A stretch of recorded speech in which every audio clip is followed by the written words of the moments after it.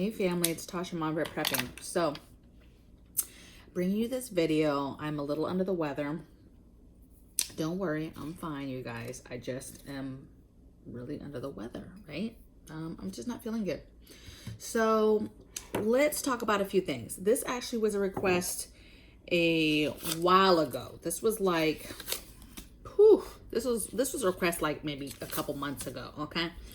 And I had it on the schedule and I feel good, kind of got down to the schedule because we flex all the time here. And so I wanted to get this. So I, on this channel in the past, especially have talked about food preservation, meat, how important it is to get meat on your shelf, right? Learning how to can meat, get that meat on your shelves. I do meat hauls. Our freezer's full of meat. I've canned a lot of meat. You can, I stress the importance of getting meat in a canned option from the store, right? All types of canned meat that you can buy. So having basically a variety of meat in your preps, okay? And somebody a while ago had asked me on one of those videos and in the comments, you know, hey, how can we get other forms of protein in our pantries? Can you just kind of go over the other sources of protein, okay? Now I talk about a lot of other sources like eggs. I've pickled eggs on a video before. I've talked about beans and the importance of beans and how it's a staple.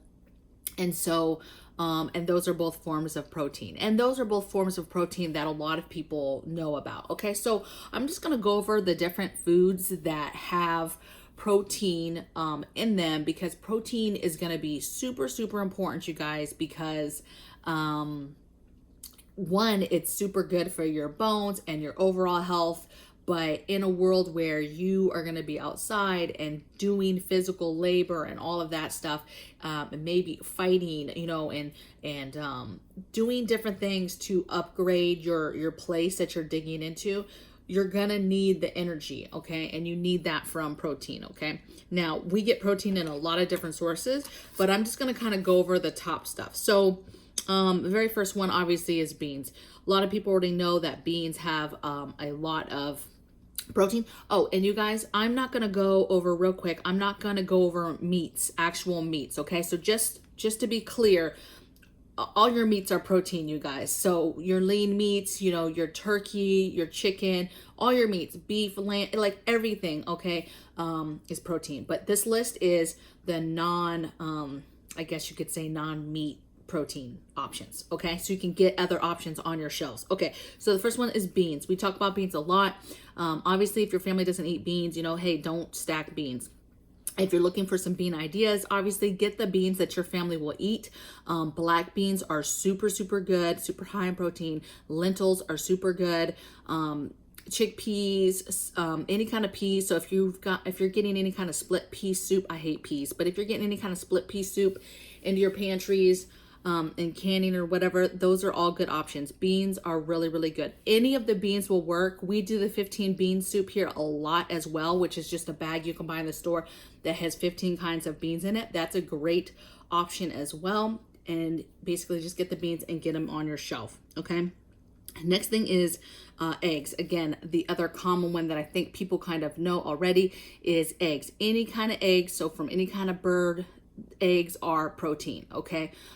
If you plan to have or already have, you know, chickens or anything like that on your property already, that is great. We plan to do that down the road if we get to that point, if we make it.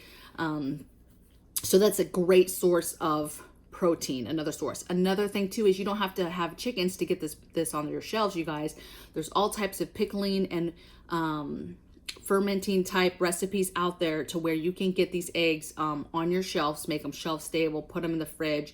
A lot of people make eggs and don't even put them in the fridge, they put them right on the shelf. But there's a lot of ways that you can long-term storage for eggs, okay? Also, there's 1,000 other ways that you can keep eggs too. Water glassing, which is like a lime solution. You can freeze them. A lot of people freeze them. There's just a lot of options. Some people buy them. We have them in, you know, freeze-dried form. So there's a lot of options that you can get out there to get eggs on your shelf, okay? Next thing is oats. So raw oats, real oats. Those are a great source. It's a grain, but it's a great source of protein. And I can't say any more about it. They're great. They're very, very easy to cook. And then you can just add what you want to it to give it a little bit of flavor. Even just a little bit of honey goes a long ways. But you can put sugar, get some brown sugar, get whatever it is you want to eat in there. Just be remembering long term though, and what will last, to be able to put in that to flavor it. Okay. If you're even going to do that. Okay. Next thing is, okay. And then, no, I won't even go into it. I said I wasn't going to go into meats. Okay. So next thing is nuts. So pistachios, any kind of nuts. Now, the problem with nuts is that nuts do not tend to keep long term. Now, a ton of people keep nuts. Ton of people vacuum seal nuts. They try to keep them. But the reality is nuts, you guys, just don't really last that long. Okay. Can you try to make them last longer? Of course, there's stuff you could probably do to make them last longer, you guys. And a lot of people do. You got, I'm not knocking anything that anybody does. Okay. If you want, first of all, there's a lot of foods that maybe won't keep for years and years and years, and people still prep them and keep them. And some people have no issues whatsoever, or they keep in a rotation that's, quick enough to not be an option. So to me, nuts, you could definitely keep them. They will stay for a little while, but just if we're talking about forever foods, nuts are not one of those foods. Okay. But nuts are a great source of protein, so that if you can get those in your pantry, and then keep them in a normal rotation, you'll be great. And they're a great little snack. They're super filling too. So if you ever get to a situation where, you know, you're rationing food and you're trying to keep bellies full in between meals or whatever, nuts are a very good option. And they have protein, obviously. Let's see. The other thing is seeds. So, even vegetarians, like let's say you're not eating, you know, meat or animal products, whatever. So you have seeds as an option. Hemp seeds, very, very high in protein. Basically, seeds are a great, great option, to getting, a piece of protein into your system. Okay. The other thing is dairy. Now, when I think about dairy though, there's all sorts of dairy products that have protein levels in them, that have protein. However, remember, we're trying to think as preparedness and the foods that will last long. And so for me, you know, things like cottage cheese and things like that, cream cheese and stuff, I'm just not going to be keeping that stuff. But stuff like milk or cheese, like grated cheese or whatever, you know, you can freeze dry that. You can buy it freeze dried. You can have those things. You can get the milk in a powdered form. There's all types of ways to get those options, so that you have some protein options, but in a long-term food storage type of situation. Okay. And then last, I just have the obvious option, which is protein shakes, protein powders. There's all types of things that are on the market now with that are proteins, you know, to replace a meal. So it has a high amount of protein in it. And of course, some of those are really good too, because then they have other aspects in it. Now, all these other foods do as well, have other vitamins, have other things that are good for you, good for your body. And the same goes for protein shakes. They have the protein, obviously, but they have other stuff in them as well to help with growth, body growth, and working out. You know, people that work out often do that because they're doing strenuous stuff, right? They're breaking down their body to build it back up, right? Those muscles. And so that is a good source and something that you can put on your shelves. Now, to be honest, I've never looked into long-term storage protein powder and what that looks like. Okay. But hey, now I've got my own mind thinking, and I'm thinking, okay, maybe I'll look into that and see if that could be an option for us to getting it on our shelves. If not super long term, at least some sort of rotation in the 1 to 2 years rotation at a minimum. You guys, a lot of this stuff will last a few years in the right conditions, and you've prepared it and preserved it in the right way. Okay. It's just becomes, is it in that realm? Or is it in the realm of it's a food that will actually last literally forever if you keep it right? That's, to me, the difference.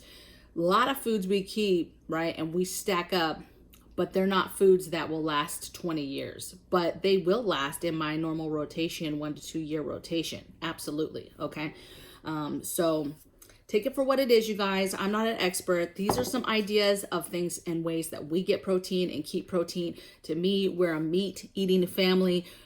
Meat is very, very serious in this house as far as we can it. We buy it in can formed. I don't want to run out of meat. If we ever get to the point, like, let's just say long term, right? Eventually you get to the point where there is no meat. Baby, I'll be trying to procure meat way before I run out of cans of meat I've canned, cans in the freezer, or meat in the freezer that I've canned, whatever the case may be.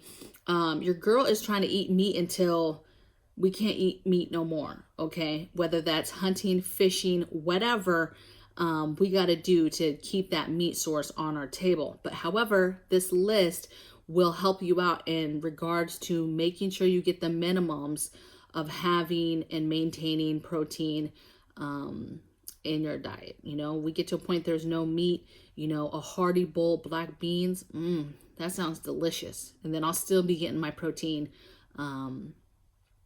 intake. Okay, so I would love to hear in the comments below what you guys think. Hey, what's some protein foods that you're your go-to that I didn't mention, maybe, or maybe it's one of the things I mentioned, but you're like, hey, I like this type of bean source for protein, or I like to do my eggs this way, or whatever. But remember, we share with the group. I learn from you, you learn from me, and then everybody reading the comments is learning from all of us. So I hope you guys have a blessed day, and I'll see you guys in the next video. Take care. Bye.